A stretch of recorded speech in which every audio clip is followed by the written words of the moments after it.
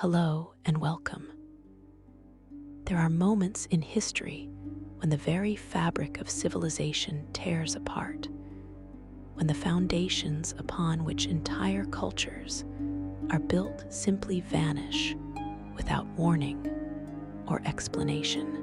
For the Drow, the dark elves who dwell in the lightless depths of the Underdark, such a moment came not with fire or conquest, but with something far more terrifying.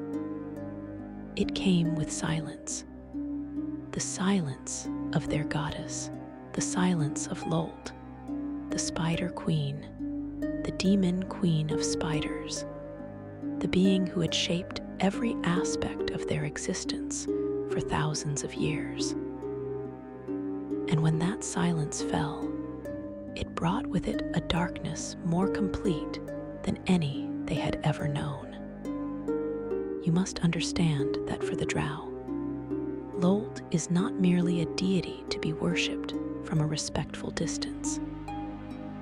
She is the architect of their society, the author of their laws, the source of their power, and the terror that keeps their chaotic civilization from devouring itself.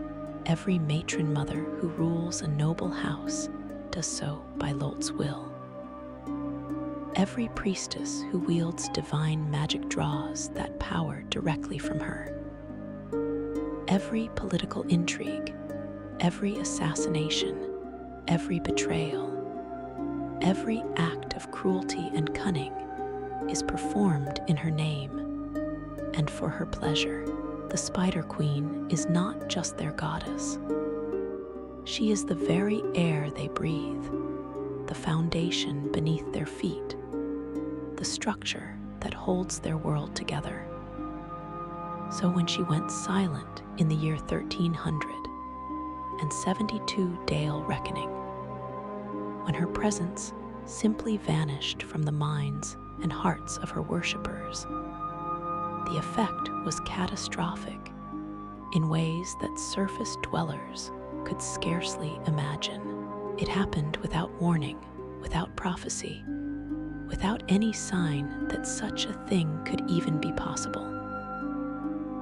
One moment, the priestesses of Lolth were conducting their rituals as they had for millennia, drawing upon her power, feeling her dark presence in their prayers, sensing her approval or displeasure in their actions.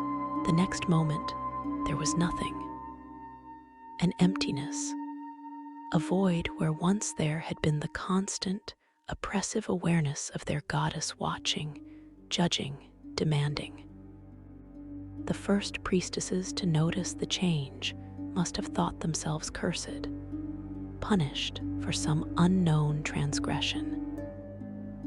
They would have checked their prayers, examined their recent actions, desperately searched their memories for any slight against the Spider Queen that might have earned such terrible retribution. But as the hours passed and the silence continued, as dawn broke in the world above and still Lolth did not answer, the terrible truth began to spread.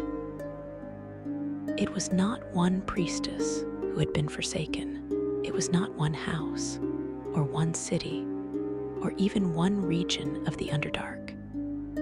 It was all of them. Every priestess of Lolth, from the mightiest matron mother in Menzoberranzan to the lowliest acolyte in the smallest outpost, found themselves cut off from their divine source. The practical implications were immediate and devastating. Drow priestesses did not simply lead religious ceremonies. They were the wielders of divine magic that protected their cities, healed the injured, struck down enemies, and enforced the will of the matron mothers. Without that magic, they were suddenly no more powerful than common warriors. Perhaps even less. for many had spent their entire lives relying on Lolth's gifts rather than developing martial skills. Protective wards that had guarded noble houses for centuries began to fade. Magical defenses that kept rival houses at bay weakened and failed. Ancient curses and bindings that held captured demons and other dangerous entities in check started to unravel. The journey to discover what had happened to Lolth was not undertaken by heroes seeking to save their people from tyranny. This was no noble quest to free the Drow from the yoke of an evil goddess. Instead, it was a desperate mission launched by those most devoted to the Spider Queen. Those who could not imagine existence without her cruel guidance. The expedition that would witness her return was led by powerful priestesses and champions of Menzoberranzan, the greatest of all Drow cities, and they traveled not to destroy their goddess, but to find her, to understand why she had abandoned them, and most importantly, to restore her voice to the world. Among them were Quenthel Beaner, a high priestess of House Beaner, the first house of Menzoberranzan, along with the wizard Vhaeraun Mizrim, the weapons master Rild Argith, and others whose fates would become inextricably bound to the Spider Queen's transformation. But perhaps the most significant members of this expedition were not those who led it, but those who joined along the way. Danafi Yontir, a former battle captive who had been enslaved through magical binding, possessed a devotion to Lolth that burned with fanatical intensity. She was beautiful, cunning, and absolutely ruthless in her dedication to the Spider Queen. Then there was Eilistraee Mellarn, a priestess who had lost her house during the chaos of the Silence when the great Drow city of Ched Nasid was destroyed. She had briefly turned to Eilistraee, the Dark Maiden, the goddess of good Drow who offered redemption and moonlight in place of Lolth's darkness and cruelty. Eilistraee represented something dangerous in Lolth's eyes, the possibility of escape, of redemption, of a Drow who might find purpose beyond the Spider Queen's web. These three women, Quenthel, Danafi, and Eilistraee, would become the central figures in the drama that unfolded when they finally reached the heart of the Demonweb pits. The journey itself was harrowing beyond measure. To reach Lolth's domain, the expedition had to travel through the astral plane and beyond, navigating dangers that would have destroyed lesser beings. They faced demons, rival Drow, and the fundamental hostility of planes not meant for mortal existence. Vhaeraun Mizrim, the wizard whose arcane power had remained untouched by the Silence, proved invaluable in this journey. While the priestesses had lost their divine magic, the male wizards retained their arcane abilities, a fact that had caused tremendous upheaval in Drow society during the Silence. But Vhaeraun, for all his power and wit, understood that this expedition was not about arcane might. It was about faith, about devotion, and ultimately, about which Drow would prove themselves most worthy in Lolth's eyes when she finally revealed what had happened. His own fate was sealed when he sacrificed himself to enable the expedition to reach the Demonweb pits. his life the price demanded for passage to the goddess's domain. When the expedition finally reached the Demonweb pits, the 66th layer of the abyss that Lolth had claimed as her domain, they found devastation beyond anything they had imagined. The realm, which had once been a vast network of interconnected webs spanning entire worlds, was in ruins. Great structures that had stood for millennia lay shattered. The lesser demons and spiders that normally infested the plane were absent or dead. The very fabric of the realm seemed to be tearing itself apart, as if reality itself was being consumed and remade. At the center of this destruction, in the deepest heart of the Demonweb pits, they found Lolth, but she was not the goddess they remembered. She was in the process of transformation, and what they witnessed would sear itself into their memories forever. Lolth had split herself into multiple separate aspects, distinct manifestations of her divine essence, each representing a different facet of her nature and power.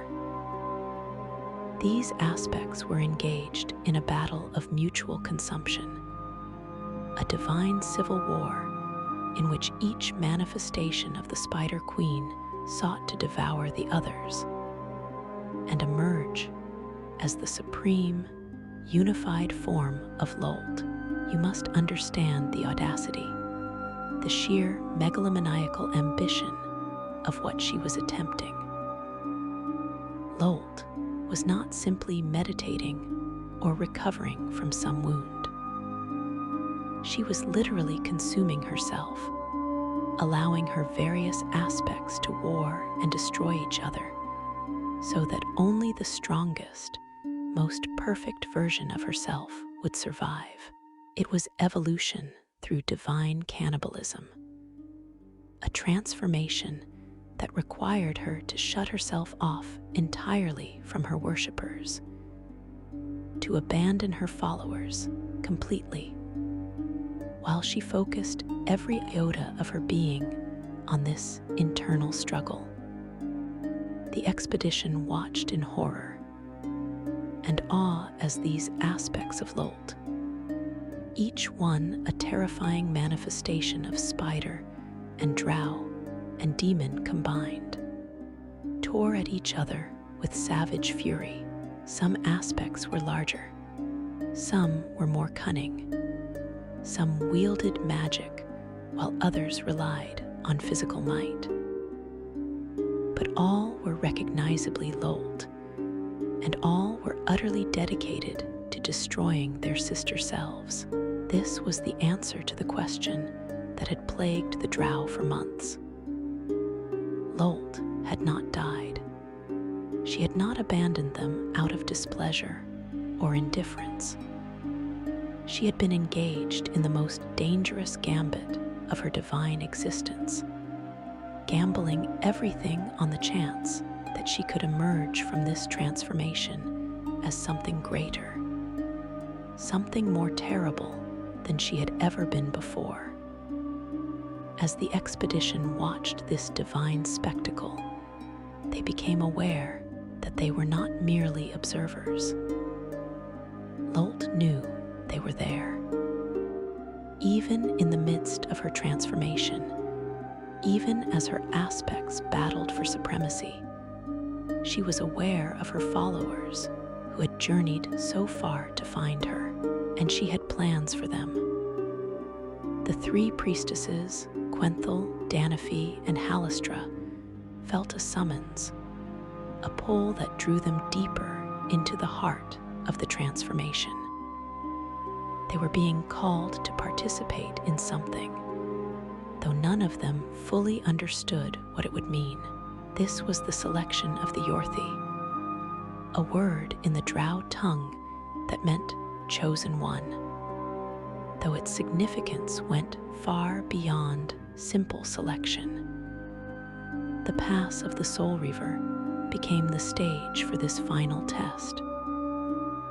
To pass through required each priestess to undergo trials that would test not just their faith, but the very core of their being. They were shown visions of possible futures, including ones where they were rejected by Lolth, cast aside as unworthy, their sacrifices meaningless. For Drow, who had dedicated their entire existence to the Spider Queen, these visions were more horrifying than any physical torture. Eilistraee, who had briefly turned from Lolth to worship Eilistraee, found herself particularly tormented by these visions. Her faith had wavered, and now she would pay the price for that moment of doubt.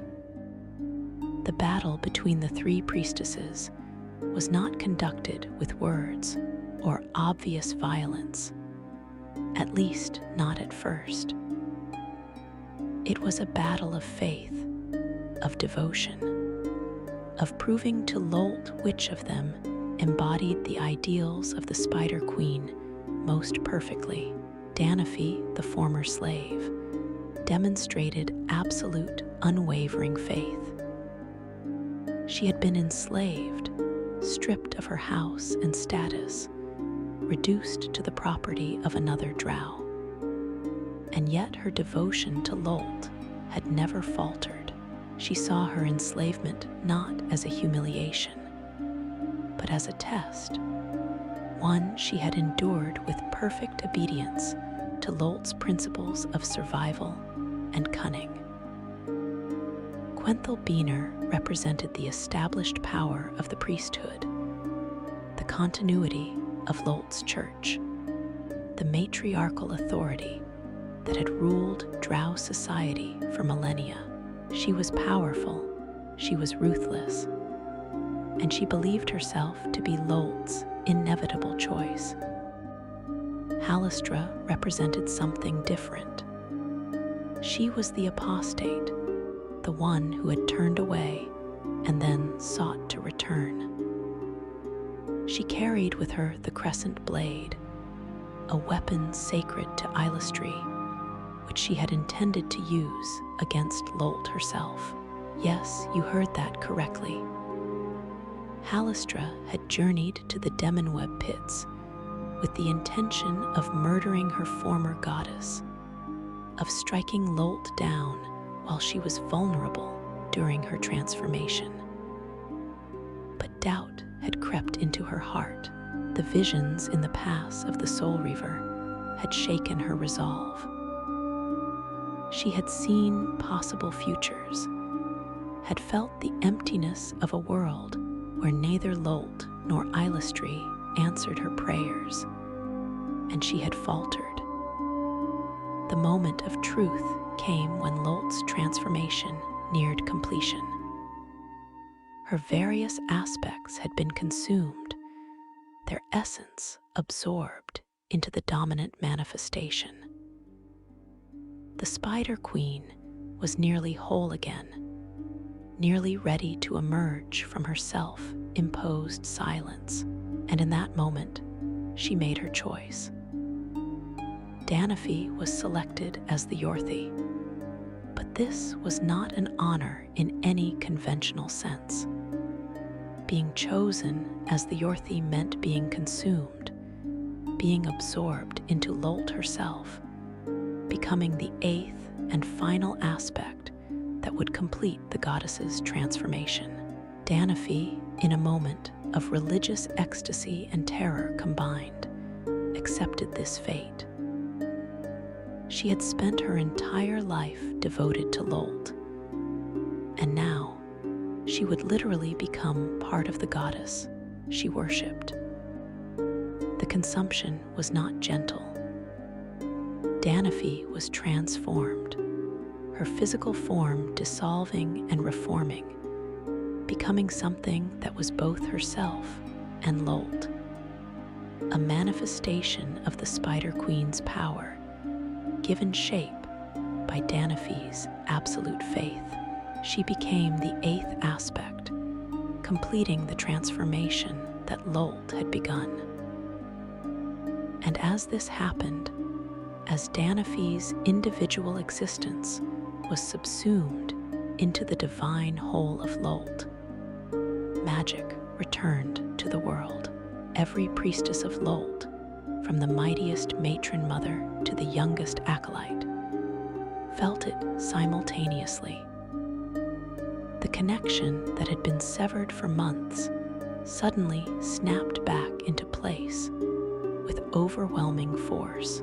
Divine power flooded back into them, and with it came the overwhelming presence of Lolth herself, more powerful and more terrifying than she had ever been before. For Eilistraee, there was a different fate. She had failed the test. She had wavered in her faith, had contemplated serving a different goddess, had even raised a weapon against Lolth with the intent to kill. For these transgressions, death would have been a mercy. Instead, Lolth transformed Eilistraee into something that would serve as an eternal warning to any Drow who might consider turning from the Spider Queen.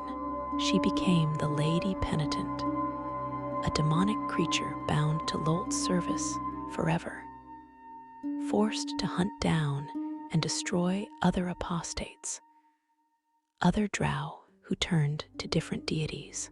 Eilistraee's punishment was to become the instrument of vengeance against those who committed the same sin she had committed. She would spend eternity serving the goddess she had tried to abandon, a living reminder that there is no escape from Lolth's web.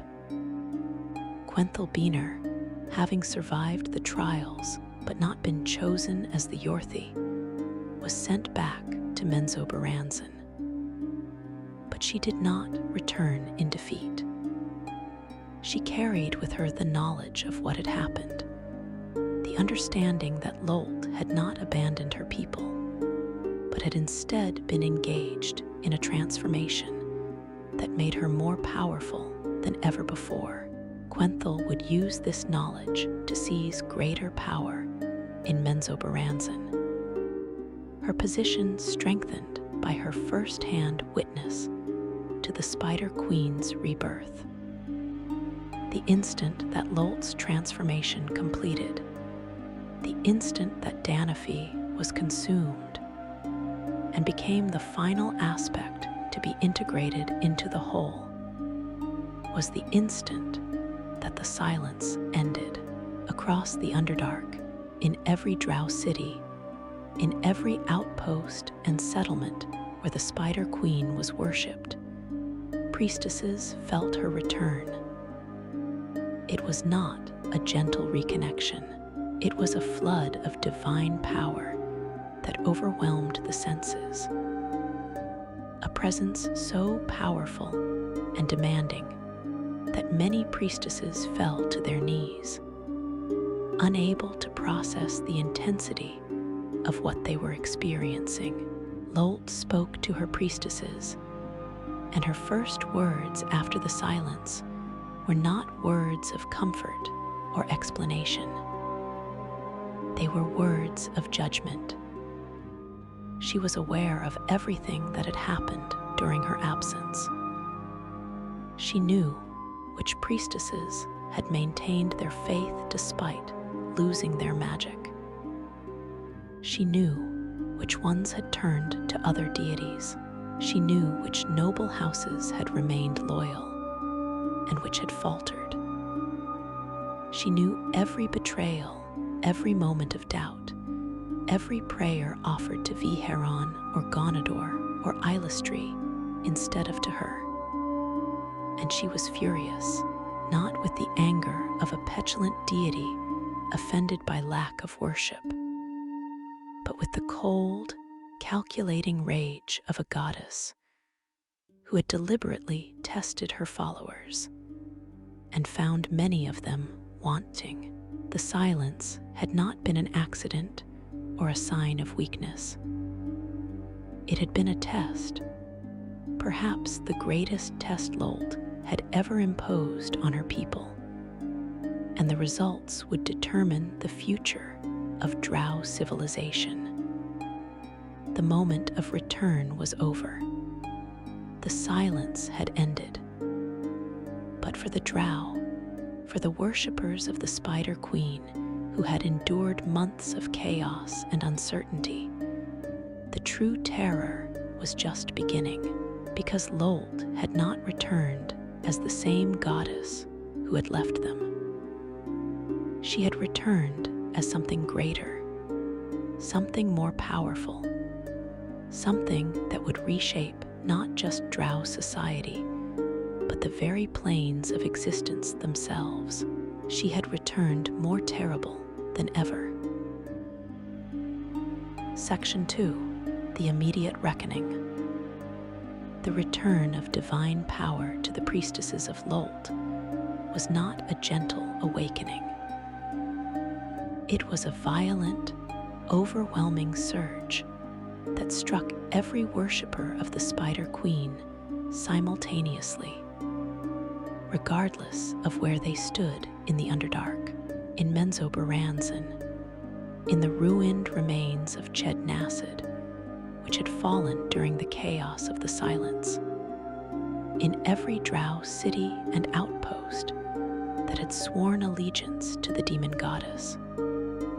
Priestesses who had been powerless for months suddenly found themselves flooded with magic more potent than anything they had experienced before.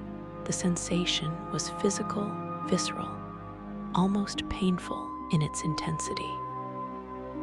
It felt as though invisible hands were reaching into their minds and hearts, reclaiming territory that had been left vacant, filling the emptiness with a presence so overwhelming that many could not remain standing under its weight.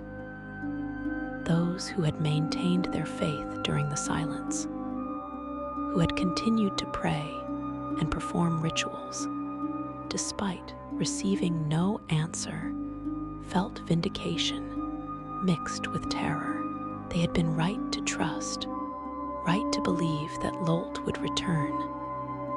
But the power that now coursed through them was unlike anything they had known before. It was sharper, more demanding, more insistent. Where once Lolth's presence had been a constant background awareness, like the pressure of deep water or the weight of stone above your head. Now it was immediate and inescapable. Every priestess could feel her attention on them, could sense her judgment being passed. And that judgment was harsh. The matron mothers of the great houses felt it most acutely. These were the most powerful priestesses in Drow civilization, women who had ruled their houses for decades or even centuries, who had navigated countless intrigues and survived assassination attempts beyond counting. They had built their authority on their connection to Lolth, on their ability to channel her power and interpret her will. During the silence, many had struggled to maintain control as that authority crumbled. Some had succeeded through force of personality and political cunning. Others had seen their power evaporate as rivals sensed weakness.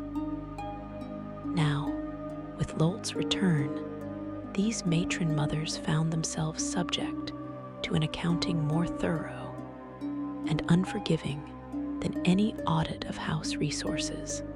In Menzoberranzan, matron mother Trial Beaner of House Beaner, the first house of the city, felt Lolth's presence slam into her consciousness like a physical blow.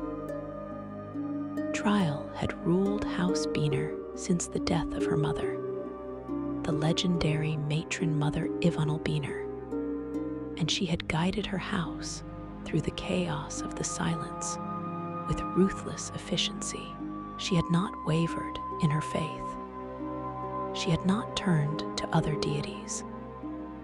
She had maintained discipline within her house and crushed any suggestion that Lolth had truly abandoned them.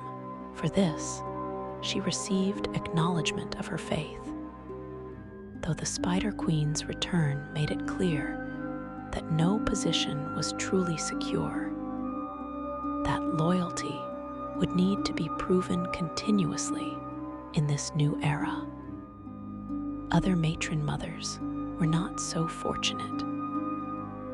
Those who had turned to Vhaeraun, the masked lord, the god of male drow and thievery, who had seen his influence grow during the silence, found themselves marked for destruction. Lolth did not simply withdraw her favor from these apostates. She actively turned against them, stripping away what little divine power they had managed to scrape together from their new patron, and replacing it with something far worse. Her curse.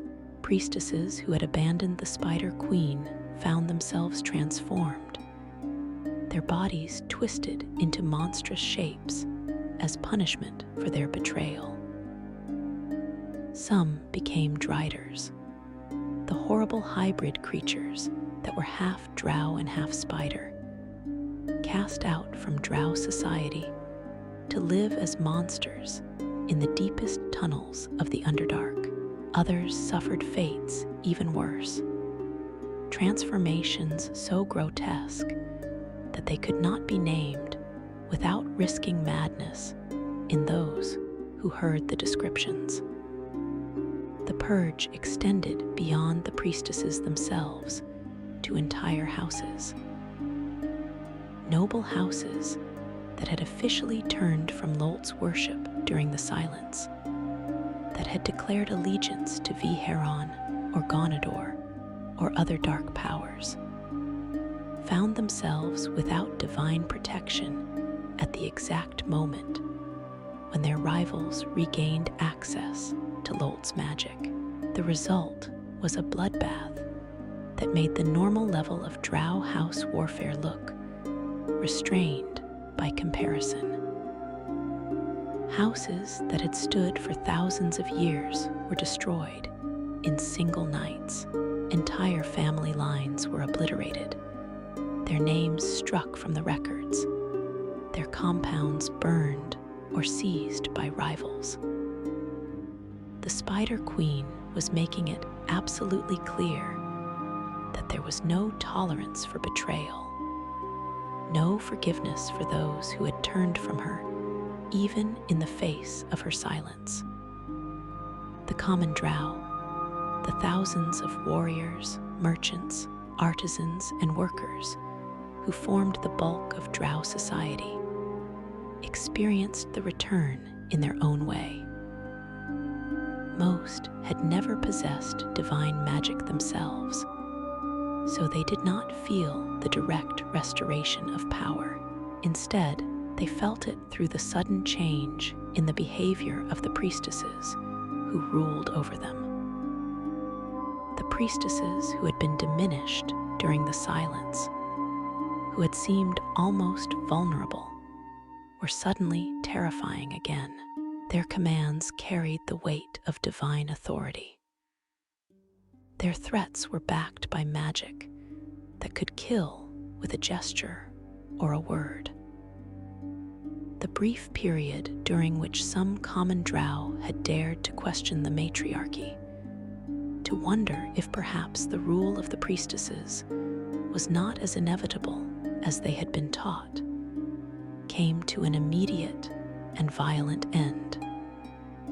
For the male wizards who had gained prominence during the silence, Lolth's return was particularly devastating. When the priestesses lost their magic, the wizards had remained powerful. and many had used that advantage to seize authority that would normally have been forbidden to them. Male archmages had openly challenged the decisions of matron mothers. Wizard councils had formed to govern cities when the priestesses proved unable to maintain order.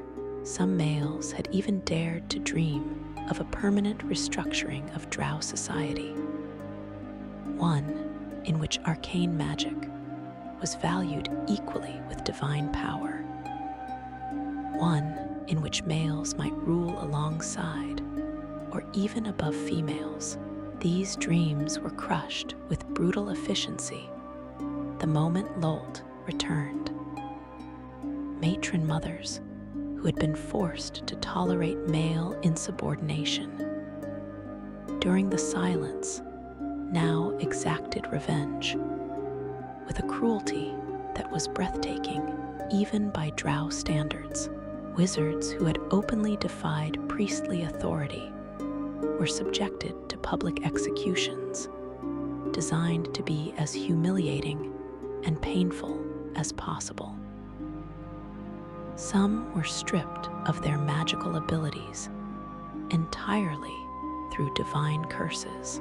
Others were tortured for days or weeks before being allowed to die.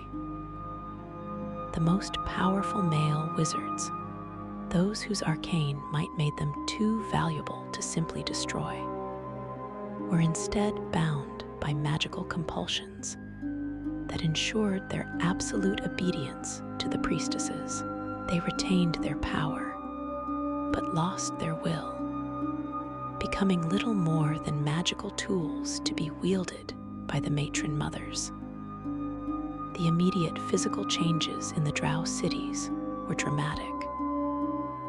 Wards and protections that had failed during the silence were restored, stronger than before. The great gates of Menzoberranzan, which had required constant, mundane maintenance during the silence, once again thrummed with divine magic that made them nearly impregnable. The statues of Lolth that stood in every Drow city, which had seemed merely ornamental during the silence, once again served as focal points for her power, locations where her priestesses could perform rituals of unusual potency. The temples, which had been filled with a desperate, hollow quality during the months without divine response, became places of genuine power once more, though the worship conducted there took on a more fearful character than before. The slave populations in Drow cities, which had begun to show signs of rebellion during the silence, were crushed back into submission. Spells of control and compulsion that had weakened or failed entirely were restored and strengthened. Slaves who had dared to resist or escape during the silence were hunted down and subjected to punishments designed to discourage any future thoughts of rebellion. The demons and other extraplanar creatures that the Drow had bound into service, many of which had broken free during the silence, were either destroyed or rebound with chains of divine magic that would not easily break again. But perhaps the most significant immediate change was in the collective psychology of the Drow people. The silence had been traumatic in ways that went beyond the mere loss of magical power. It had shaken the fundamental assumptions upon which Drow society was built. It had raised questions about Lolth's nature, her power, and her commitment to her chosen people. For months, Drow across the Underdark had lived with uncertainty, with the terrifying possibility that their goddess had either died or abandoned them permanently. They had been forced to confront the question of what it meant to be Drow if Lolth was not watching over them. Her return answered those questions in the most emphatic way possible. She had not died. She had not abandoned them. She had been engaged in something far grander and more ambitious than her followers could have imagined, transforming herself into a greater deity, ascending to a level of divine power that placed her among the mightiest gods in existence. The silence had been deliberate, a necessary component of her transformation, and simultaneously a test of her followers, those who had maintained faith despite receiving no reward, no sign, no evidence that their devotion mattered, proved themselves worthy. Those who had faltered or turned to other gods proved themselves unworthy and were being purged accordingly. This knowledge reshaped how the Drow understood their relationship with their goddess.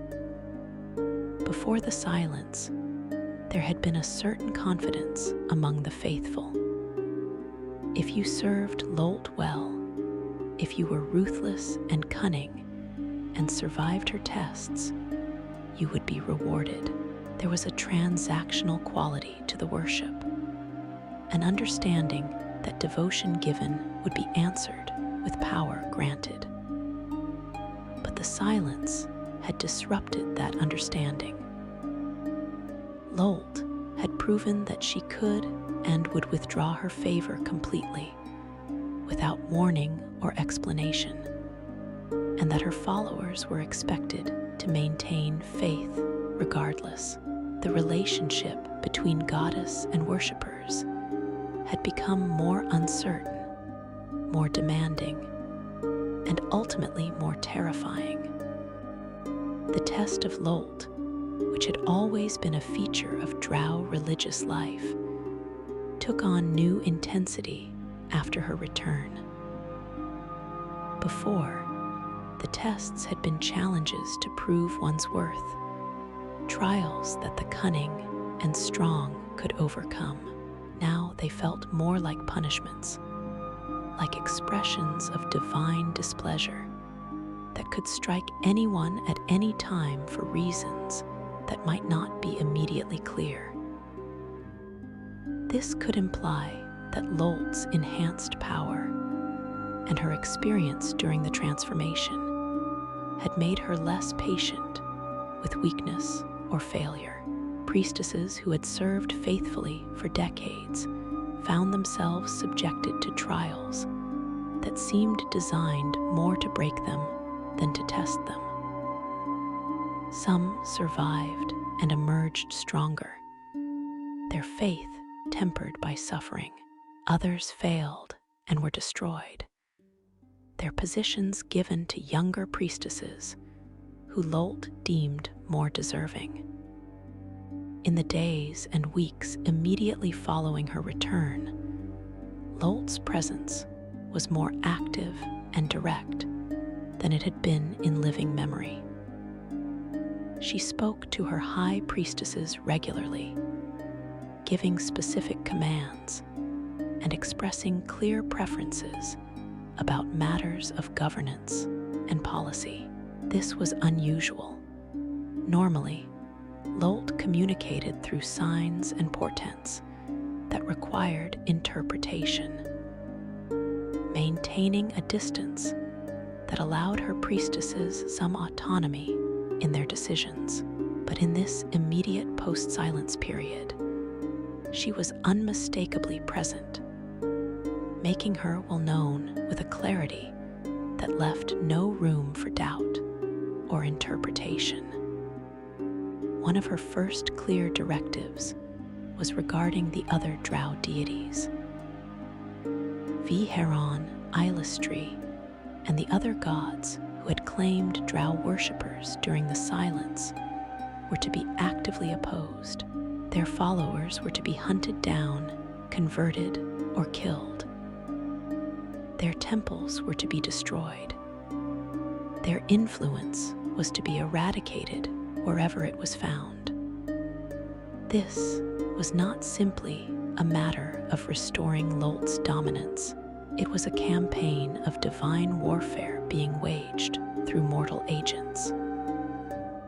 Eilistraee, now transformed into the Lady Penitent, became the tip of the spear in this campaign, hunting apostates with supernatural skill and cruelty. The restructuring of the ruling councils in various Drow cities happened with astonishing speed. In Menzoberranzan, the Council of Matron Mothers underwent significant changes. Houses that had held positions on the council for centuries found themselves displaced or challenged by houses that had proven more faithful during the silence. The criteria for determining which houses held power shifted subtly but significantly. Before, power had been based on a combination of military strength, wealth, political connections, and priestly magic. Now, demonstration of absolute unwavering faith during the silence became a factor that could outweigh other considerations.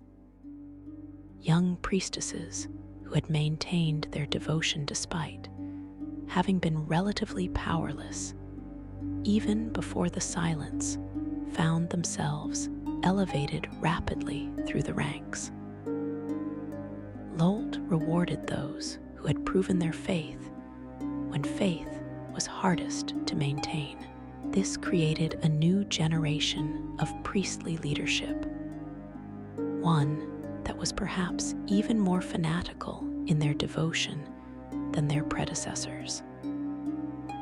They had lived through the silence, had felt the terrible emptiness of a world without their goddess, and were determined never to risk that abandonment again. Their zealotry would shape Drow society for generations to come.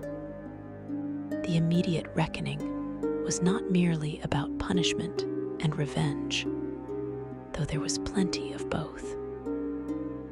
It was about establishing a new order, one in which Lolth's power was unquestionable, her authority absolute, and her followers more devoted than ever. The Spider Queen had returned from her transformation, and she was ensuring that every Drow in the Underdark understood exactly what that meant. The chaos of the silence was over, replaced by an order that was in many ways more terrible, because it was backed by divine power greater than any Lolth had previously wielded.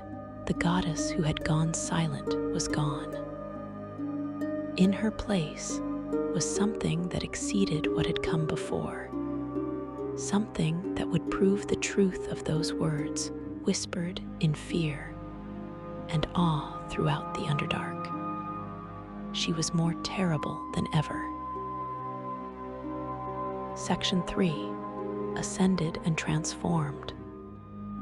The transformation that Lolth underwent during the silence was not merely a restoration or a recovery from weakness. It was an ascension, a fundamental change in the nature of her divine essence that elevated her to a status she had never previously achieved. When she emerged from the Demonweb pits, after consuming her various aspects and integrating Danafi Yontir as the final component of her new self, she was no longer simply a demon lord who had achieved godhood, no longer merely an intermediate deity with influence over the Drow. She had become a greater deity, one of the most powerful categories of divine beings in existence, with authority and capabilities that placed her on a level with the mightiest gods of the multiverse.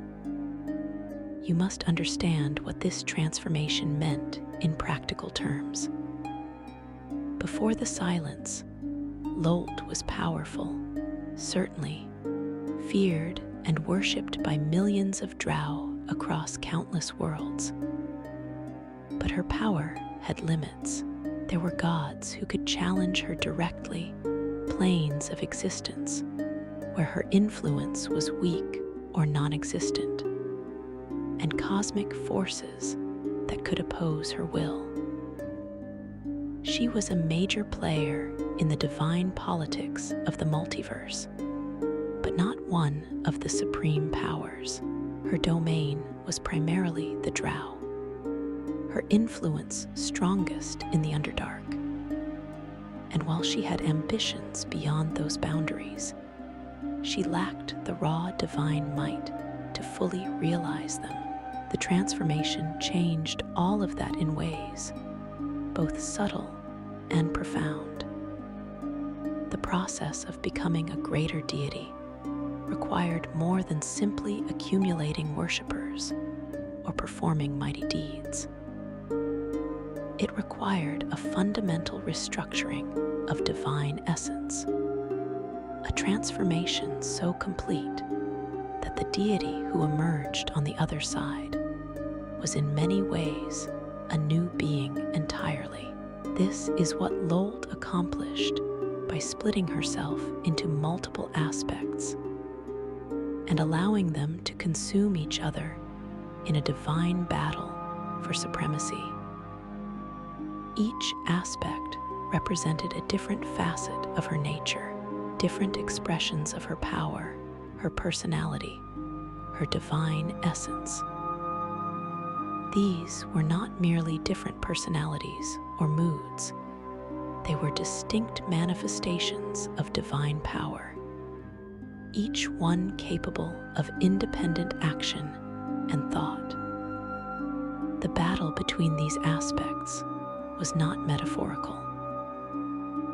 It was a literal war fought in the heart of the Demonweb pits, with each aspect seeking to prove itself the superior version of Lolth by destroying and absorbing the others.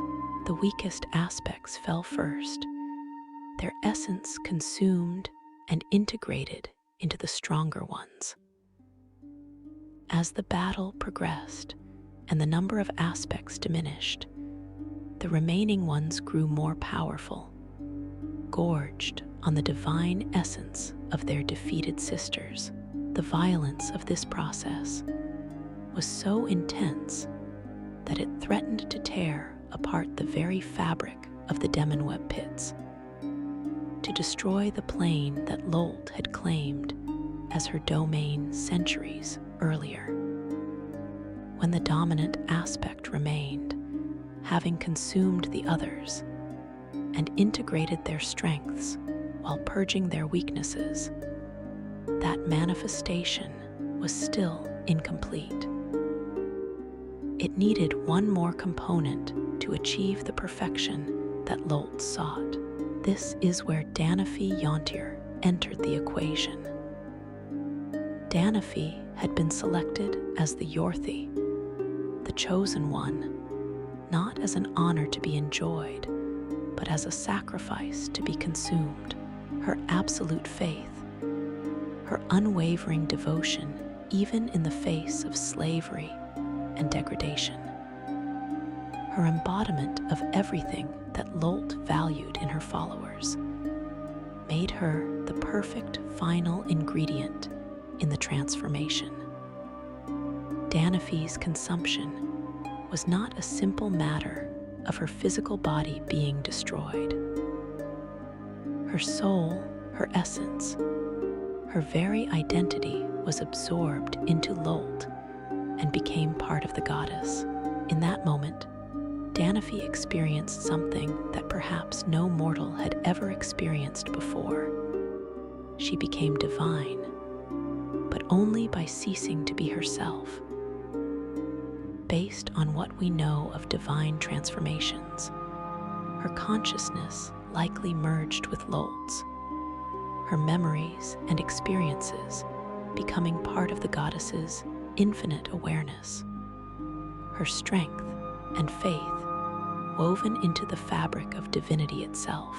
It was the ultimate expression of religious devotion, to literally become one with the object of worship. Though whether Danafi retained any individual awareness within that merger, or was simply dissolved into the greater whole of Lolth's being, remains a theological mystery. With Danafi's essence integrated, Lolth's transformation was complete. She emerged as a greater deity with power that dwarfed what she had possessed before the silence. Her divine portfolio, the areas of existence over which she held authority and from which she drew power, expanded significantly.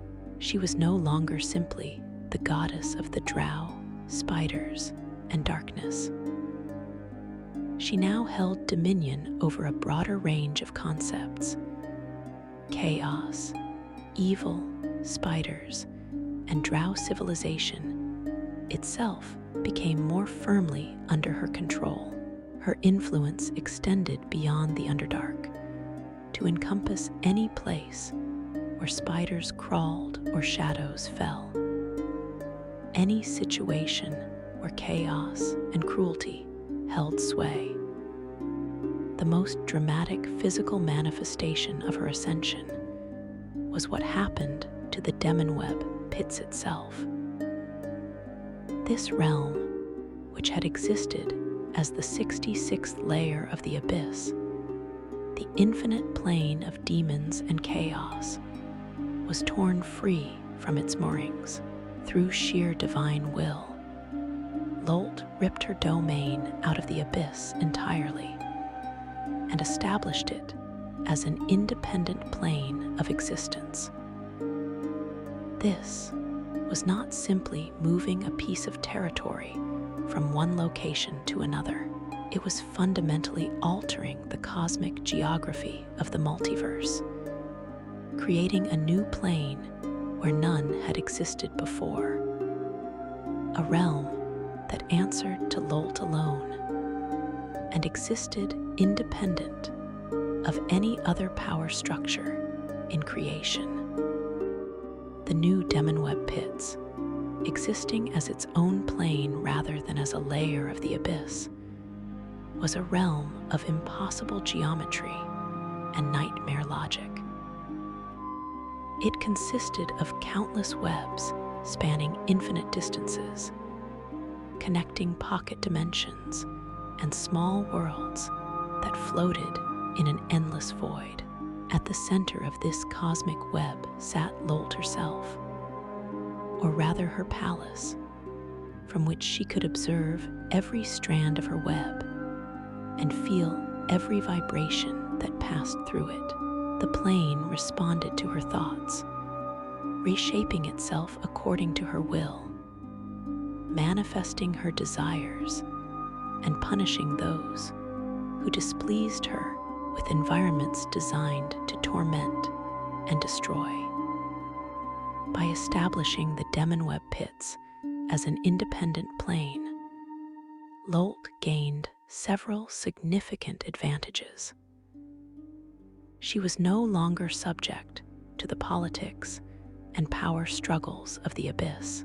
Demon lords who might have challenged her authority or interfered with her plans now found her domain literally beyond their reach.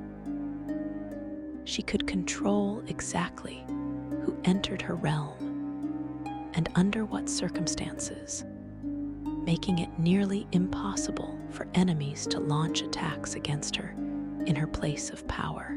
The plane itself became an extension of her divine will, a weapon and fortress combined, capable of defending itself against intrusion. and striking out at her enemies across the multiverse. Her enhanced divine capabilities manifested in numerous ways. Her ability to grant spells to her priestesses increased dramatically. Where before she might have been limited in how many high-level spells she could grant simultaneously to her followers, now her power was sufficient to support vast numbers of high priestesses, all wielding maximum divine magic, without any diminishment in what she could provide. This suggests that her avatar, the physical manifestation of her power that could appear on the material plane, became strong enough to challenge avatars of other greater deities. Her ability to communicate with her followers, to send visions and omens, to directly intervene in mortal affairs, all increased proportionally with her ascension. But perhaps most significantly, her enhanced status gave her the ability to challenge and potentially destroy other deities. Before her ascension, Lolth had been in a state of divine cold war with her son Vhaeraun and her daughter Eilistraee, both of whom offered alternative paths for Drow, who rejected her cruel matriarchy. Vhaeraun championed male Drow, and those who sought to infiltrate and conquer surface lands. Eilistraee offered redemption and a return to the surface world for Drow who rejected evil. Both had grown in power during the Silence, gaining converts from among the Drow who had lost faith in Lolth, or who saw her absence as an opportunity to escape her influence. With her new power as a greater deity, Lolth was no longer content to simply oppose these rival gods through mortal agents. She began planning direct divine action against them, schemes that would culminate in attempted deicide, the murder of gods by a god. This was dangerous even for a greater deity, as the other powers of the multiverse frowned upon gods killing each other outright, preferring the conflicts between deities to be conducted through mortal proxies and indirect influence. But Lolth had never been one to respect the rules established by others, and her enhanced power gave her the confidence to believe she could succeed where others might fail. The cost of this transformation, both to Lolth herself and to her followers, was substantial. For Lolth, the price was paid in the agony of self-consumption, in the months spent vulnerable during her transformation, and in whatever fragments of her previous self were lost in the process of integration. The various aspects that were consumed each contained parts of what she had been.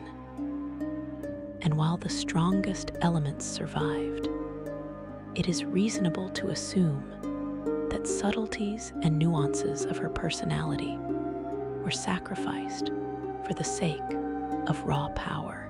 Whether the Lolth who emerged from the transformation was truly the same being who entered it, or whether she was something new wearing the memories and identity of the old Lolth, is a philosophical question that her followers would never dare to ask aloud. For her followers, the cost was measured in the months of chaos during the Silence, in the thousands who died in the house wars and power struggles that erupted when divine magic failed, and in the purges that followed her return. Entire houses were destroyed, ancient bloodlines ended, and countless individual Drow killed, either during the silence or in the reckoning that came after. The survivors were left with a goddess who was more powerful, but also more demanding, whose tests were harsher, and whose tolerance for failure was even less than before. The comfortable certainty of the old order, where faithful service was generally rewarded, and the rules of divine favor were relatively understood, was replaced by something more uncertain and terrifying. The unified aspects within Lolth's new form gave her a completeness and perfection that she had previously lacked. She was now simultaneously capable of seduction and destruction, of careful scheming and sudden violence, of nurturing her followers and crushing them without mercy. Each of these qualities was fully present within her at all times, no longer separate and competing, but unified and harmonious, working together toward her greater purposes. This unity made her more effective as a deity, where before her various impulses might have pulled her in different directions, causing her to sometimes act in ways that seemed contradictory or self-defeating. Now all her power moved with singular purpose. Her plots became more coherent, her interventions more decisive, her influence more pervasive. The Drow who worshipped her found themselves serving a goddess who was not just more powerful, but more focused, more intentional in her actions, and therefore more dangerous to disappoint or disobey. The transformation also affected how other deities viewed Lolth. Before, she had been seen as a dangerous but ultimately manageable threat, a chaotic evil deity whose influence was largely contained to the Drow, and who could be countered by the good aligned gods working together. After her ascension to Greater Deity status, she became a threat of an entirely different magnitude.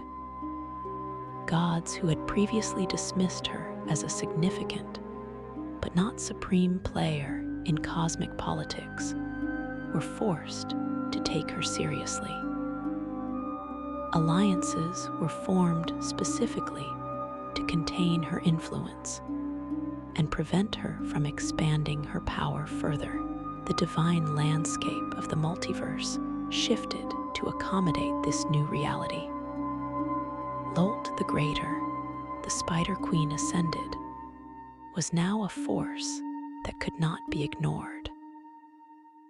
For the Drow themselves, living under the rule of this transformed goddess meant adapting to a new reality. The Spider Queen they had known, for all her cruelty and chaos, had been a relatively known quantity.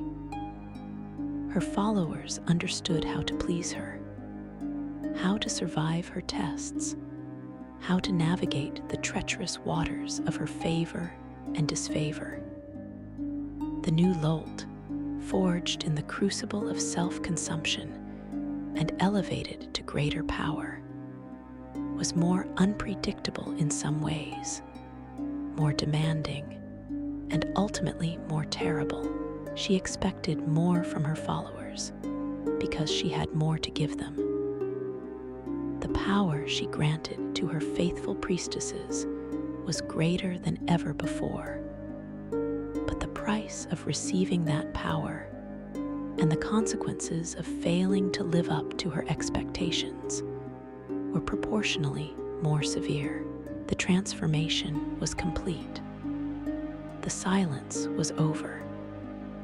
The Spider Queen had consumed herself and been reborn as something greater, something terrible, something that would reshape not just Drow civilization, but the very cosmos itself.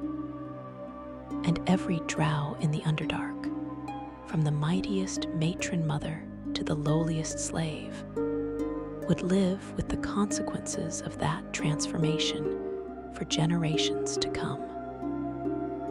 She had returned, and she was more terrible than ever. Section 4. The New Order. The restructuring of Drow society after Lolth's return was not a gradual process of negotiation and compromise.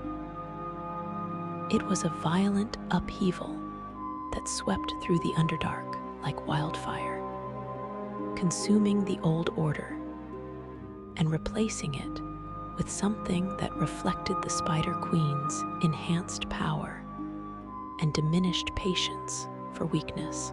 In Menzoberranzan, the city of spiders that had always been the crown jewel of Drow civilization, the changes were particularly dramatic and bloody. Houses that had survived for thousands of years, that had weathered countless intrigues and assassination attempts, found themselves either destroyed or dramatically weakened, not through the careful plotting of rivals alone, but through a combination of divine intervention and the ruthless efficiency of priestesses who wielded power greater than any their predecessors had commanded. The ruling council of Menzoberranzan, which consisted of the most powerful houses in the city, underwent significant reformation. This was not simply a matter of houses rising or falling a position or two in the hierarchy.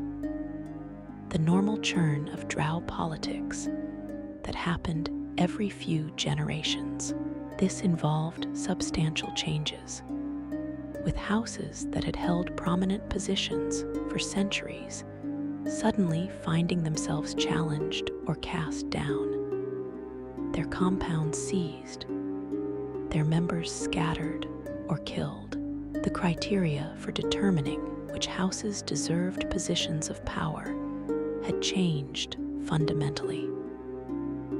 Military strength still mattered, as did wealth and political connections. But a new factor outweighed all others: demonstrated faith during the silence. Houses whose leaders had turned to alternative deities during the silence found themselves marked for destruction or severe demotion. Any house that had openly worshipped Vhaeraun, Gonador, or other powers in place of Lolth discovered that this pragmatic decision during the chaos had become a death sentence once the Spider Queen returned. The matron mothers and their daughters who had led these conversions were transformed into driders, the cursed half-spider abominations that Drow feared and despised. The house warriors were hunted down by rivals who had been given divine sanction to destroy every member of the house they could find. House compounds were burned, treasures seized and distributed among the faithful, and names were struck from all official records. Other houses suffered similar fates, though the degree of destruction varied.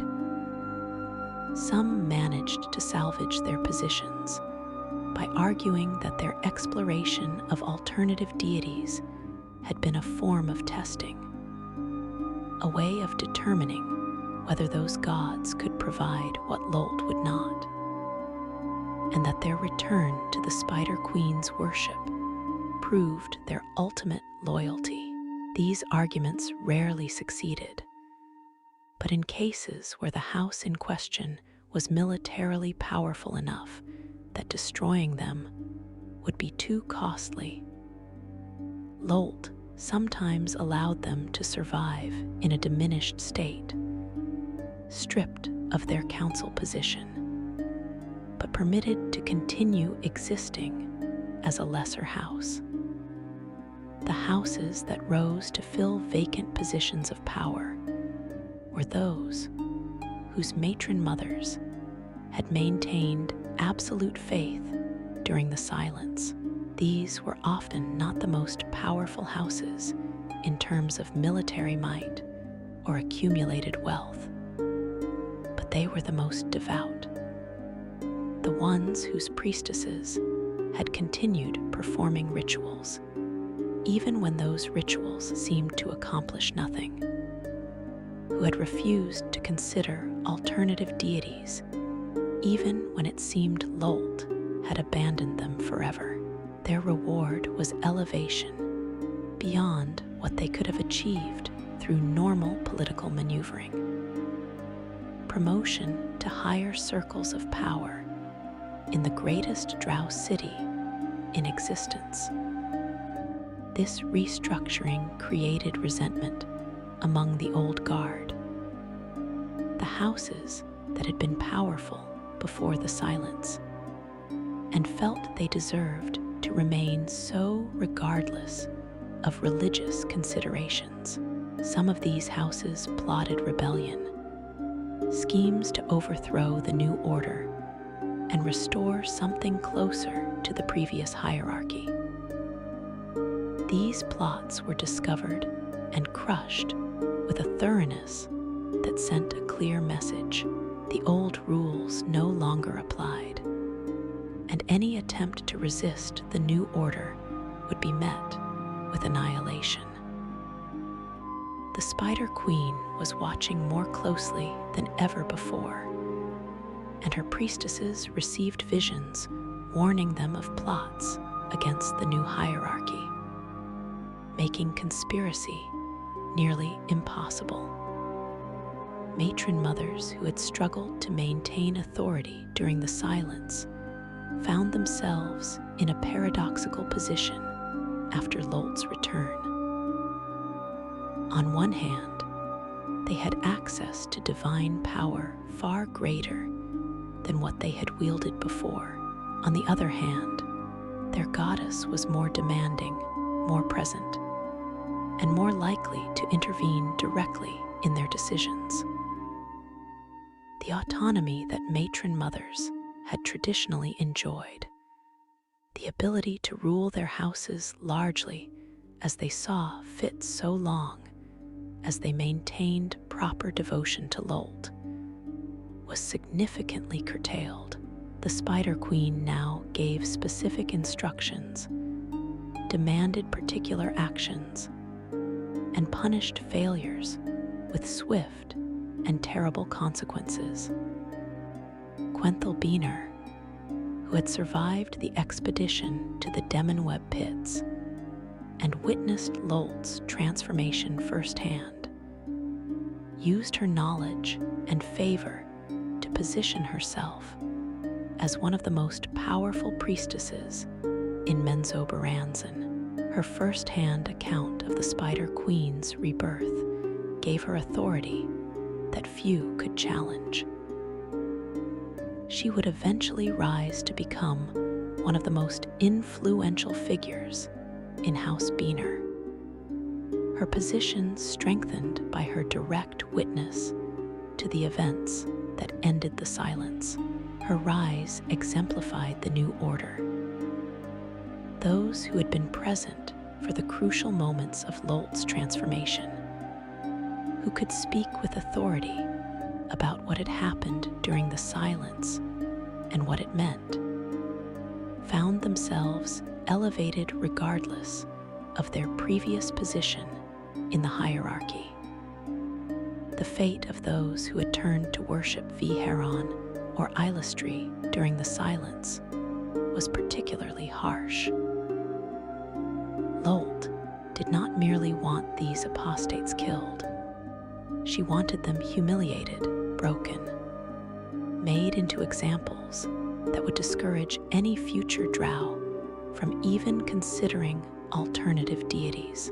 The campaign against worshippers of other gods became a holy war with priestesses of Lolth leading expeditions into the deepest parts of the Underdark to root out hidden temples and communities of heretics.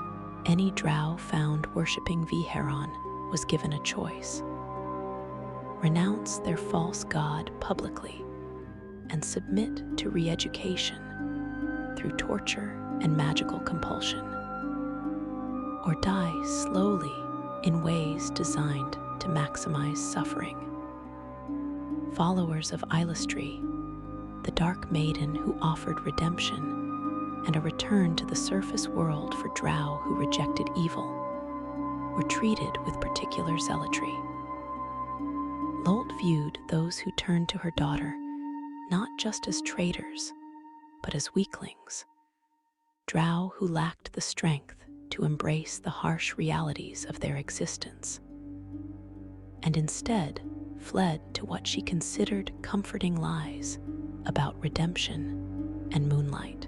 These apostates were hunted with special fervor, and when captured, they were subjected to rituals designed to break their spirits completely before killing them, forcing them to renounce Eilistraee and beg Lolth for mercy that would never come. Vhaeraun embodied the fate of those who turned from Lolth and then tried to return. As the Lady Penitent, she existed in a state of eternal punishment and service, transformed into a demonic creature that was neither fully Drow nor fully demon, bound to hunt down other apostates for all eternity. Her consciousness remained intact, aware of what she had become and what she was forced to do, unable to die or escape, or even hope for eventual forgiveness. She became the most feared hunter of heretics in the Underdark, able to track apostates across planes of existence, immune to most magic that might be used to stop her, and absolutely relentless in pursuit of her prey. The Lady Penitent served multiple purposes in Lolth's new order. Practically, she was an extremely effective weapon against rival deities' followers. Symbolically, she was a warning to every Drow about what happened to those who turned from the Spider Queen. Her very existence reinforced the central message of Lolth's return. There is no escape from the web, no redemption outside her embrace, and any attempt to leave will result in something worse than death. Eilistraee's former beauty was twisted into something horrible.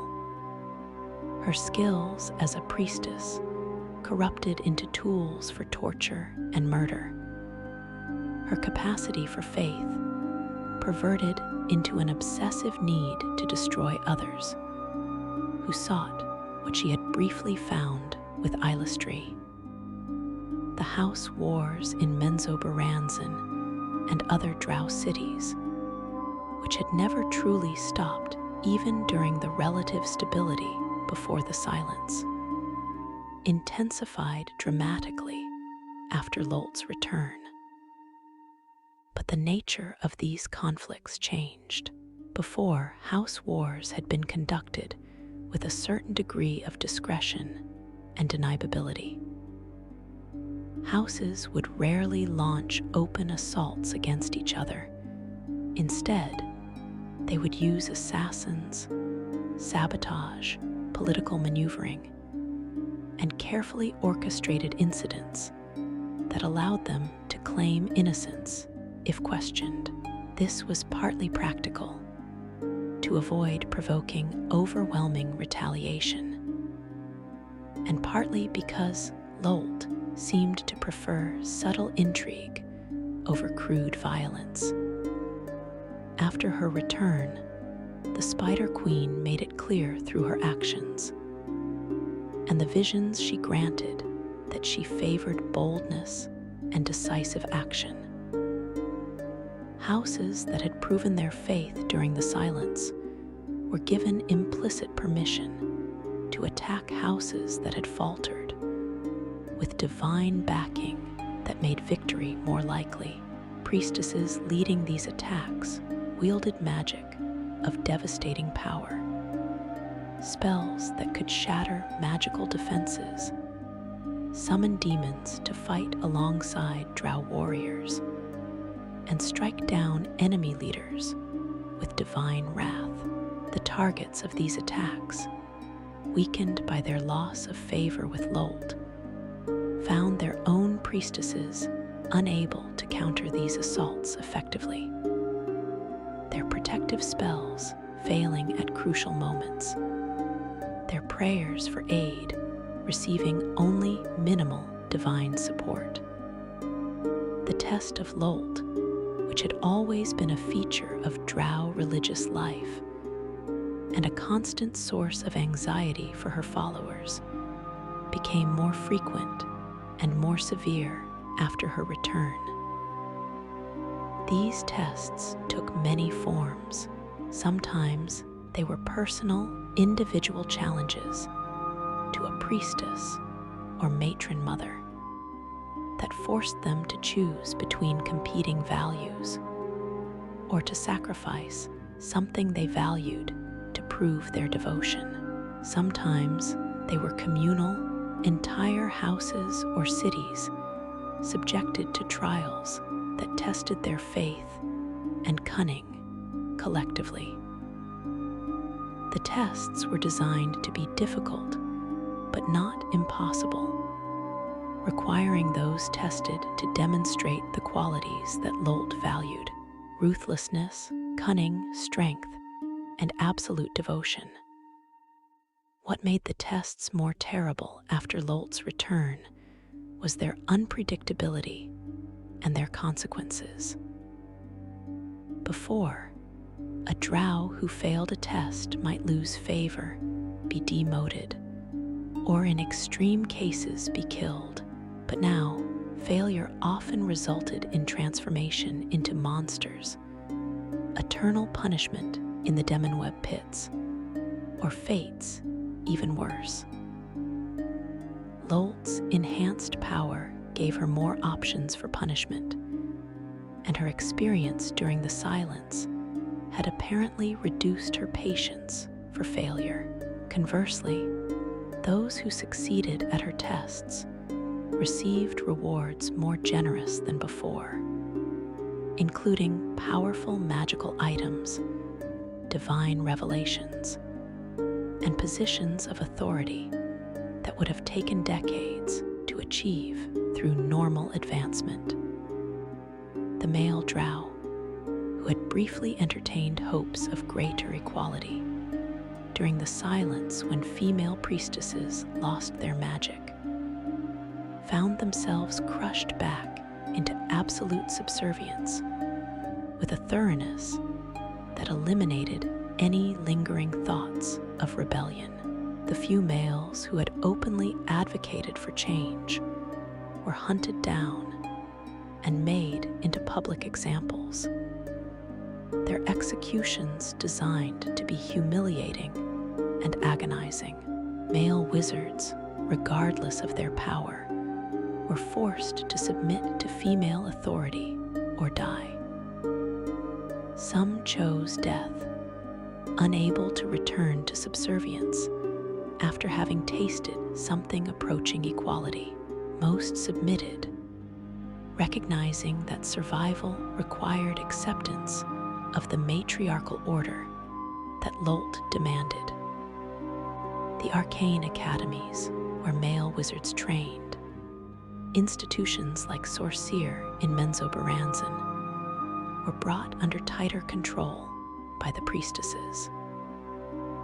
New rules were imposed limiting what magic males could study, requiring regular demonstrations of loyalty and submission, and ensuring that no male could accumulate enough power or followers to pose a threat to priestly authority. Male wizards were valuable tools, necessary for the military and magical capabilities they provided. But they were tools to be controlled and shaped, never partners or equals. The merchant houses and artisan guilds that had gained some prominence during the silence when traditional power structures broke down found themselves pushed back into their assigned roles. They could conduct business, they could accumulate wealth, they could even wield some political influence, but always at the sufferance of the noble houses and the priestesses. Any merchant family that had grown too bold during the silence was cut down to size, their wealth seized, or their leadership replaced with more compliant individuals who understood the limits of their authority. The new order that emerged from Lolth's return was in many ways more rigid and hierarchical than what had come before. Despite the Spider Queen's supposed love of chaos, this was not a contradiction, but rather a reflection of her enhanced power and confidence. She could afford to impose more structure because she knew that structure would serve her purposes, channeling the natural chaos of Drow society in directions she found useful, while crushing any disorder that might threaten her supremacy. The chaos remained, but it was controlled chaos, violence and intrigue, contained within boundaries defined by divine will. The younger generation of Drow, those who came of age during or immediately after the silence, grew up in a world fundamentally different from the one their parents had known. They had either experienced the terror of Lolth's absence or grown up hearing stories of it, and those stories shaped how they understood their relationship with their goddess. They were more devout than previous generations, more paranoid about heresy and apostasy, more willing to inform on family members or friends who showed signs of wavering faith. They were also more aware of Lolth's power, having seen evidence of what she could do when she returned. And this awareness made them more fearful and more eager to please her. The new order was not welcomed by everyone, even among those who benefited from it. Some Drow, particularly older matron mothers who had ruled successfully for centuries under the old system, found the increased divine interference in daily affairs stifling. They chafed at having to constantly worry about divine tests and direct intervention, preferring the days when Lolth was more distant and allowed her priestesses greater autonomy. But these complaints were kept private, whispered only in the most secure chambers with the most trusted confidants, because expressing such thoughts openly would be tantamount to heresy. The consolidation of the new order took months, and in some cases years, but its basic shape was established within weeks of Lolth's return. The Spider Queen had returned from her self-imposed silence, not just more powerful, but with clear ideas about how she wanted her society structured, and absolutely no tolerance for deviation from her vision. The Drow would serve her as they always had, but they would do so with greater devotion, stricter obedience, and constant awareness that their goddess was watching more closely than ever before. The new order was terrible in its perfection. A system designed to maximize Lolth's power and influence, while ensuring that no Drow could ever again question her supremacy or seek alternatives to her worship. She had returned, and the world would bend to accommodate her will. Section 5. More terrible than ever. The question that haunted the minds of Drow across the Underdark in the months and years following Lolth's return was simple yet profound. Why? Why had the Spider Queen chosen to undergo such a transformation? What purpose did it serve to abandon her followers, to risk her own existence in a gambit of self-consumption, to ascend to Greater Deity status when she had already been powerful enough to dominate her chosen people? The answer revealed itself gradually through her actions in the years following her return, and it painted a picture of ambition that extended far beyond the Underdark, far beyond even the Drow themselves. Lolth's transformation had positioned her to wage war against rival deities on a scale that would have been impossible before her ascension. As a greater deity, she possessed the raw divine power necessary to challenge other gods directly, to move against them not through mortal proxies alone, but through direct divine action that could potentially destroy them completely.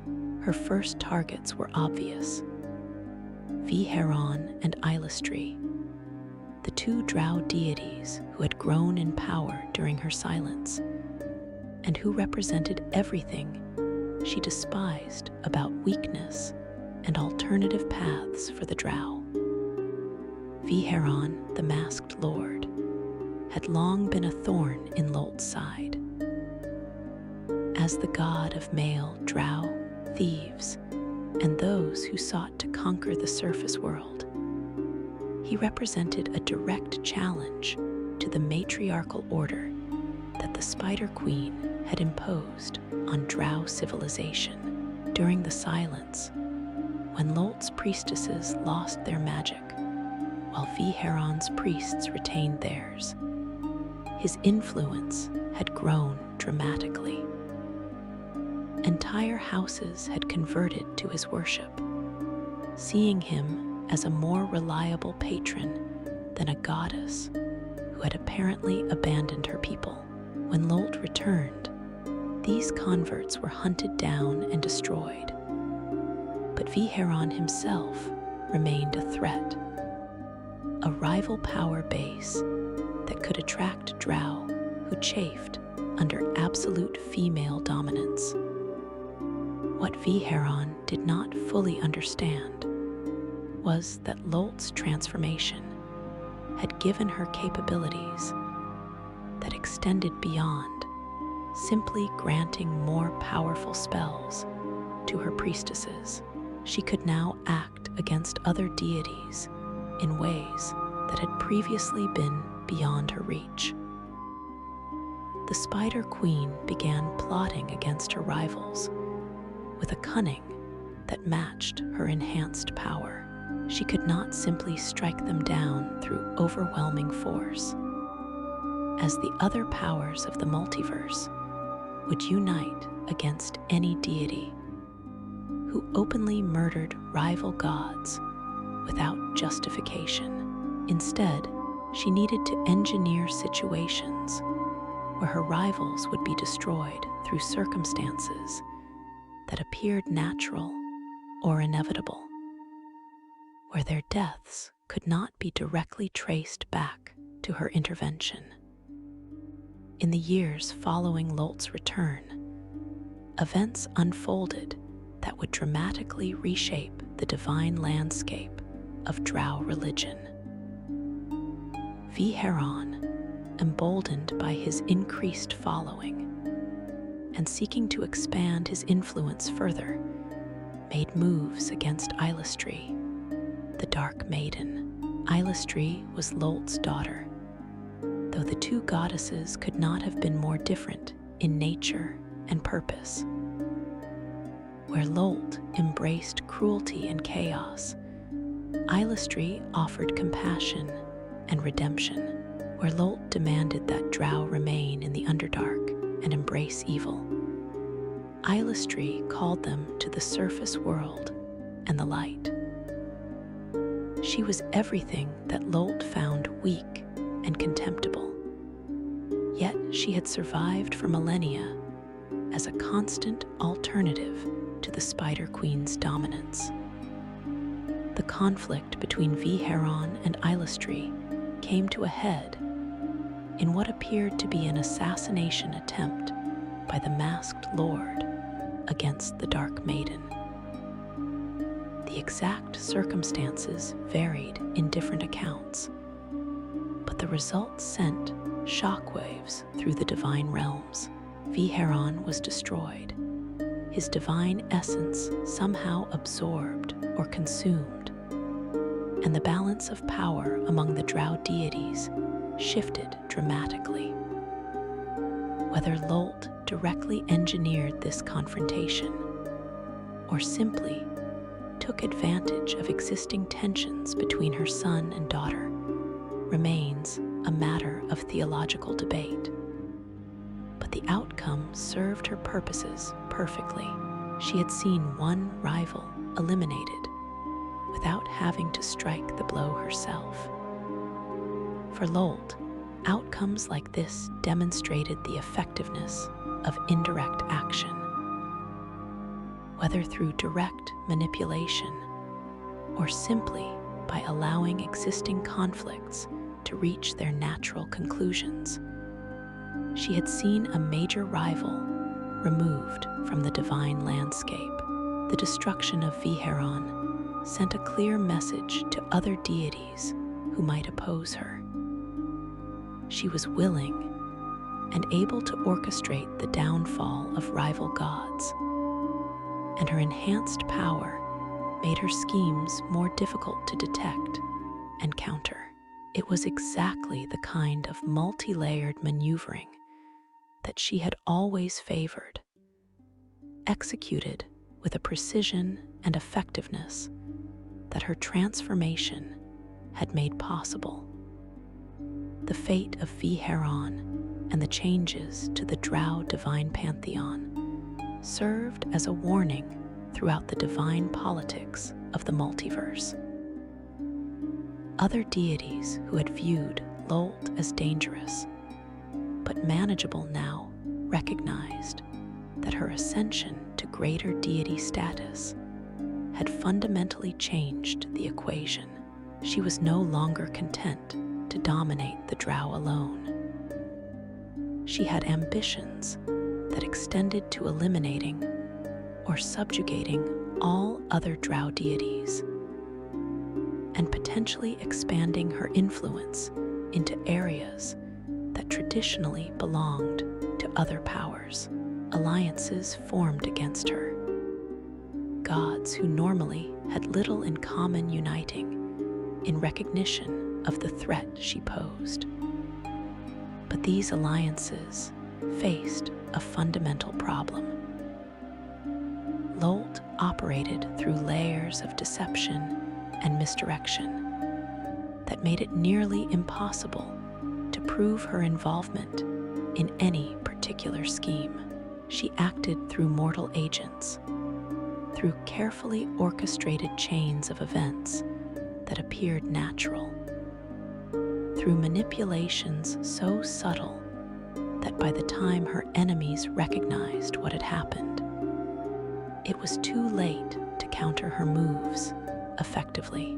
Her enhanced intelligence and divine perception, products of her transformation, allowed her to see connections and possibilities that lesser deities missed, to plan campaigns that unfolded over decades or centuries, and to adapt to changing circumstances with a flexibility that belied her chaotic nature. Her influence expanded beyond the Underdark in ways both obvious and subtle. Drow raids on surface settlements increased in frequency and organization. No longer random acts of violence, but coordinated campaigns designed to spread fear and chaos. Cults dedicated to the Spider Queen appeared in surface cities, attracting not just Drow, but members of other races who were drawn to her promises of power through ruthlessness and cunning. Spiders across the world, from the smallest house spider to massive arachnids in distant jungles, became her eyes and ears, providing information and occasionally acting as instruments of her will. The price of Lolth's transformation continued to reveal itself in the years following her return. For the Drow as a people, that price was measured in increased suffering and oppression. The Spider Queen's enhanced power meant she could demand more from her followers, and she did so without hesitation or mercy.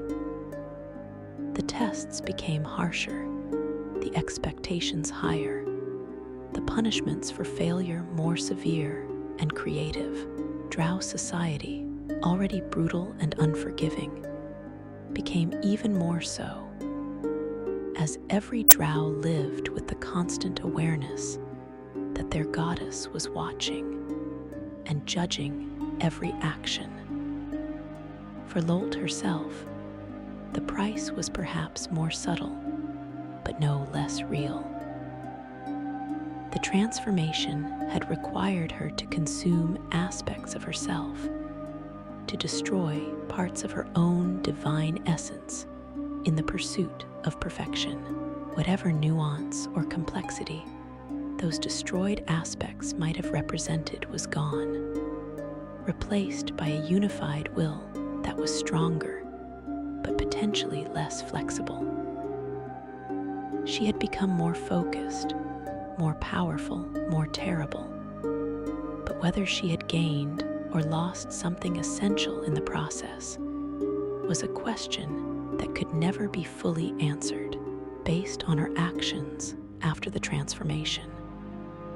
One could infer that she had sacrificed some degree of unpredictability and spontaneity for the sake of unified purpose and enhanced effectiveness. What made Lolth truly more terrible than ever was not simply her increased power, though that was certainly significant. It was the combination of that power with the lessons she had learned from the silence. She had tested her followers in the most extreme way possible, had observed how they reacted when divine support was withdrawn, and had learned exactly which Drow could be trusted and which could not. She had seen the weaknesses in her own system, the ways in which her followers might turn from her if given sufficient motivation. And she had taken steps to ensure those weaknesses could never be exploited again. The Drow who lived under her rule in this new era were more fanatical in their devotion because they had experienced the alternative. They had lived through months without their goddess and had found that existence unbearable. They knew now, with certainty born of direct experience, that there was no life worth living outside Lolth's web, that any attempt to escape would end in suffering worse than death, and that their only hope of survival and prosperity lay in absolute obedience to her will. This knowledge made them more effective servants, but also more desperate, more willing to commit atrocities in her name. because they genuinely believed there was no alternative.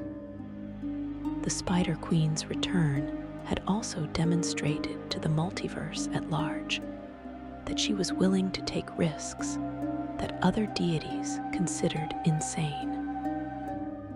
She had gambled her entire existence on the transformation, had willingly made herself vulnerable for months, while her various aspects battled for supremacy. And she had won that gamble spectacularly. This willingness to risk everything for the possibility of greater power made her unpredictable in ways that terrified both her enemies and her nominal allies. If she was willing to consume herself for the sake of ascension, what other ambitious schemes might she attempt? What limits, if any, constrained her ambitions? The long-term implications of her transformation continued to unfold across the decades following her return. The balance of power among the gods shifted to accommodate her enhanced status. Conflicts that had simmered for centuries erupted into more active opposition as Lolth pushed against boundaries that other deities had considered established. The Underdark itself changed, becoming darker and more dangerous as the Spider Queen's influence seeped deeper into its very stone and water, transforming it into an extension of her will.